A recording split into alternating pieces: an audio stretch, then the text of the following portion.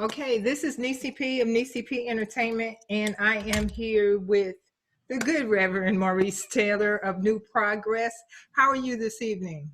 I'm doing good. How you doing? I'm doing just fine. This is so new to me. So, as I told you before, I'm using Pastor as a guinea pig, so we can have a little fun here. You're the minister of New Progress in Tampa, Florida. So could you tell me a little bit about the church and how you got to be pastor there? Sure. New Progress Missionary Baptist Church. It was established actually 60 years ago. They just celebrated their 60th anniversary. Mm-hmm.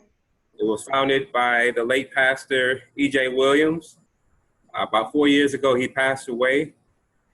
So last year, March 24th, 2019, I was installed as the second pastor of the church. We're located on 34th and Shadow Lawn. It is a great church. We've been growing by the grace of God. There's so much potential there. We're excited about what God is doing. And I'm just so humbled to be the pastor of the church.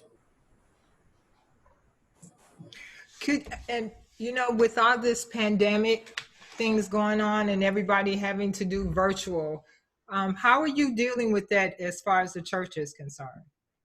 Well, great question. And thankfully, our church, we had a Facebook Live account. We have our own Facebook page, as well as we had our website already in existence. So for us, it was a matter of trying to enhance what we already had. We added a YouTube channel, and we've been trying to have a lot of activities online.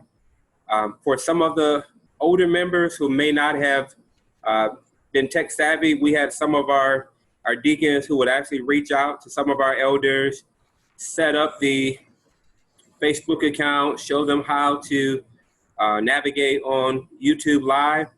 So it's been very helpful. You know, it's definitely an adjustment when majority of your activities have to go live stream or have to go digital. But I'm grateful that we had a digital presence prior to COVID-19. Mm-hmm. So it was just a matter of trying to enhance what we had and then making sure that all of our members could have access. So with if you are working with, in addition to the members, the older members, how are you reaching out to the children of the church? Great question. Our youth ministry leaders have reached out to the parents, and they've had conversations, Sunday school classes. They started creating classes for the kids as well. So the kids tend to be a little bit more savvy with technology than we are. So I'm not sure if it was a bigger adjustment for them. It was more so for the leaders who might not have been used to Zoom or certain platforms. Mm-hmm. So, but we've been doing the best we could or the best we can in terms of trying to get everybody engaged.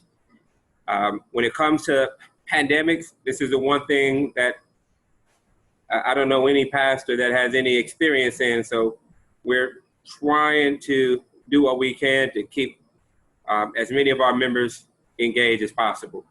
Okay. So how do you think with everything being virtual now, do you think that that's going to create membership to a certain extent? Do you feel like you've gotten new members since we've started to do this? Yes. I think now that we are in the virtual world, it allows for us to tap into an audience who may have never gone to a church, a physical church. So we've seen our numbers grow in terms of those that have viewed our service, our worship service, our Bible studies. We've definitely seen non-members who have given financially to the church. Wow. So I think it is definitely a benefit. And I'm just, you have to be able to look at situations and take the good from the bad. Mm-hmm. I think that some members, they love to just have the physical on-site presence. Okay. We have an opportunity now to share the gospel in a way that might not have existed if it wasn't for this virus. Wow, That sounds so hopeful. I mean, it really just kind of gives us hope to say we're going to keep going. So, Pastor, I'm going to get a little personal here. So, tell me, how are you doing? How are you being able to stay faithful and hopeful and keep everybody going? Because I can imagine that this is really hard to a certain extent, not being able to have that one-on-one contact with the members as I know that you normally do. Yes, you know, for me, I always try to keep a sense of optimism in all that I do. Mm-hmm. I try to maintain um, proper rest, try to be balanced in terms of spending time with family, spending time with the church family. I still work from home during the day. Okay. So balance is very important. But I believe we all have different assignments, and I believe that God equips us for those assignments. So with this assignment, as being a pastor, I just thank God that He's given me the strength Mm-hmm. to be able to endure. I know that there are so many families that are dealing with some traumatic experiences, Right. those that have lost lives during this time. Um, so I try my best to maintain a sense of who I am, try to have outlets of support as well. So Mm-hmm. if I ever feel overwhelmed or if I have questions, I do have wise counsel that I can reach out to as well.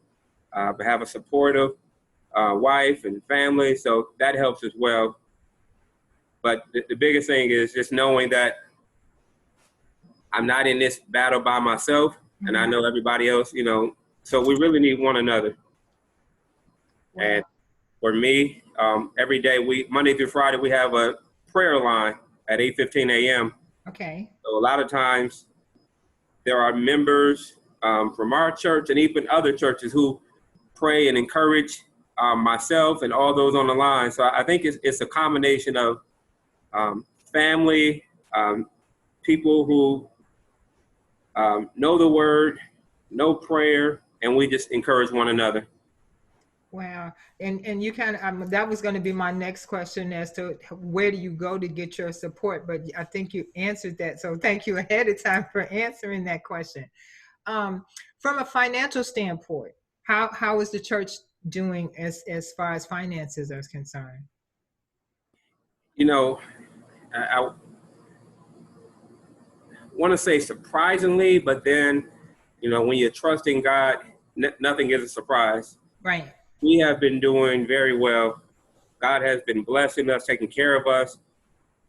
We've tried to stress to members if there's any challenges that you're dealing with financially, we've encouraged them. Uh, don't worry about the church. Okay.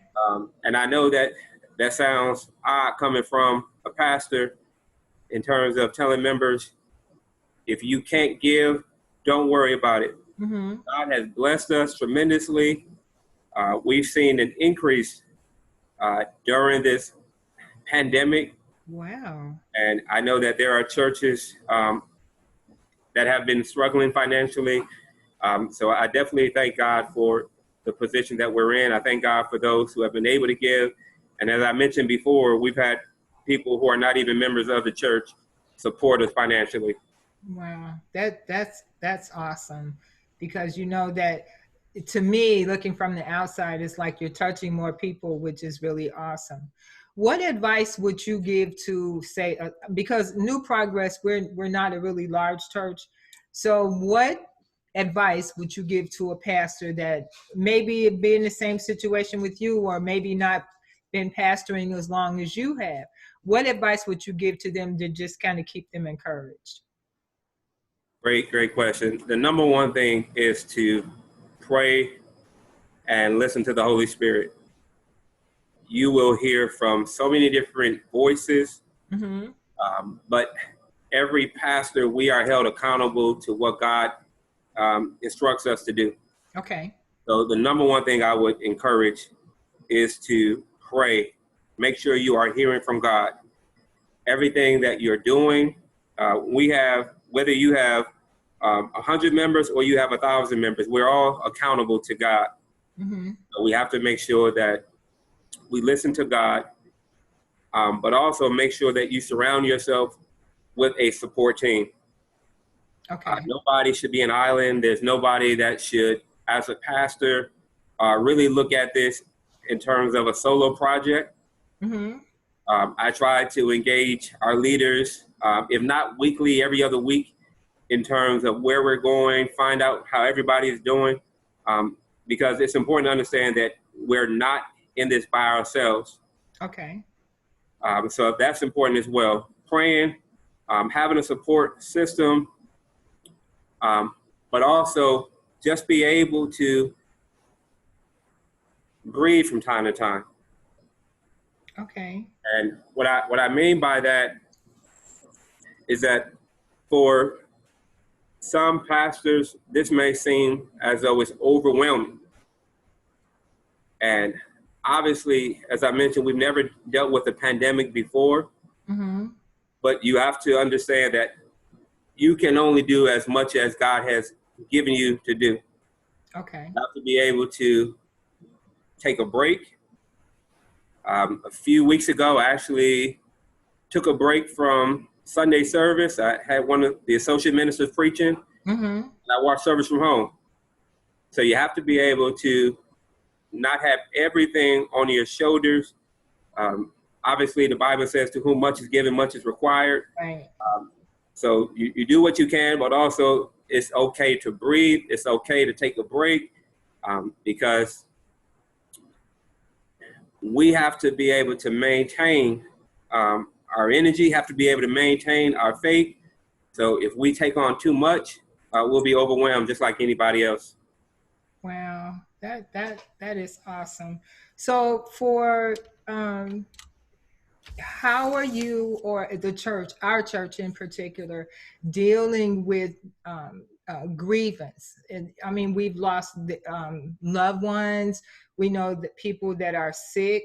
So what would you tell them to just kind of make it a little easier, I guess? Because sometimes, especially especially when you're dealing with the loss of a loved one, in this particular arena that we're in now, because I've heard stories of people not being able to go see their loved ones if they know that they're in a situation where that person is about to go home with the Lord. So how do you deal with that, helping that person make it through that? Because that's kind of hard when you can't go see that person or go talk to that person, or be even in the same room with that person.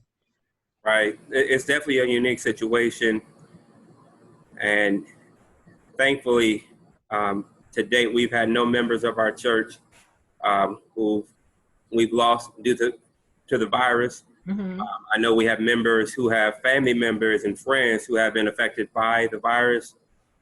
A few weeks ago, we did have one of our members who passed away, and we had to have a funeral. The entire family was not able to attend because of the restrictions. We had another member who had a death in the family, and the same circumstances in terms of there being so many restrictions. The most important thing that we try to do on our end is to let any member know that we are there for them, and anything that we can do. So whether it's a phone call, whether it's flowers, whether it's just a word of encouragement. Okay. With this virus, it definitely creates a lot of restrictions on what we are physically able to do. Okay. But people, when they know that you are in their corner, it makes a world of difference. Just a word of encouragement, just a phone call, just a card to let them know we're thinking of them. Those are things that I think go unnoticed. We have a member now that you are aware of, lost a niece, and traveled to Atlanta, and there's nothing physically. We can't be there, and the family itself is limited to how many people can attend. Right. So at this point, all we can do is pray for the family, reach out to the family, try to encourage them. And so we are limited in that sense, but again, just a kind word, just people knowing that you're praying for them, that you're trying to support them, makes a world of difference. Okay. Well, Pastor, I am not going to take up a lot of your time. I really appreciate you doing this with me. So before we end, I would just like to have a few words from you encouraging not only our church members, but just hopefully the people that are going to be able to watch this. And just because I want to be able to just give them a little hope and let them know that we're all there for them, but we're all in this together and we're going to all get through this together. Definitely will. And thank you again for the opportunity. I want everybody that's watching this to know that this storm that we're dealing with, it will pass. It is temporary. It will not be forever. I know that things have been uncomfortable the past month and a half, staying at home, not being able to travel as you would like, not being able to go outside. But I want to encourage you that this too shall pass. So use the time now, spend time with your family, spend time with your friends, develop skills that you never thought you had otherwise, work on that business that God had gave you years ago. Use this time to your advantage, but know that this storm will pass. Continue to be safe, be encouraged, and just continue trusting God, and everything will be all right. So thank you, and God bless you all. Well, you guys have it. We've talked to Reverend Maurice Taylor of the New Progress Church in Tampa, Florida. Reverend, thank you again. And this has been Nessyp. I am going to come back with Pastor Taylor because I'm quite sure he has more encouraging words for us. So we are signing out. Thanks a lot, Pastor. Thank you. Have a good day. You too.